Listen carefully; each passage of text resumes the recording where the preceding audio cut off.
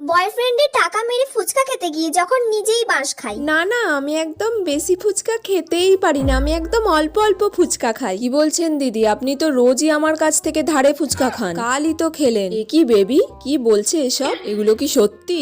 আরে ধের, কি বলতে কি বলছে বেবি, তুমি কেন ওর কথা শুনছো? বাদ দাও তো, এই লোকগুলো এইরকমই ভুলভাল বকে, কাকে দেখতে কাকে দেখে। না দিদি, আপনি আমার রোজের কাস্টমার, আমি কেন আপনাকে ভুল দেখবো? আমার মতোই হয়তো আপনার কাছে কেউ ফুচকা খেয়েছে, আপনি হয়তো তাকেই দেখে আমাকে ভাবছেন। দিন পাতা দিন। আর খাবে না বেবি, এই কটা মাত্র?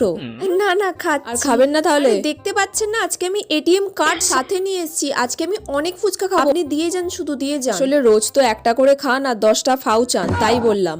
তুমি এইসব করো? একদম টেস্ট নেই ফুচকায়, কি দিচ্ছেন এটা? এই ফুচকার টেস্টেই তো রোজ রাক্ষসের মতো খান। আমি সবাইকে বলে দেবো যেন না আপনার কাছে কেউ ফুচকা খেতে আসে এরকম টেস্টে। আরে জানতো, আপনার মতো কাস্টমার আমার দরকারও নেই, একটা খেয়ে 10টা ফাউ চায়।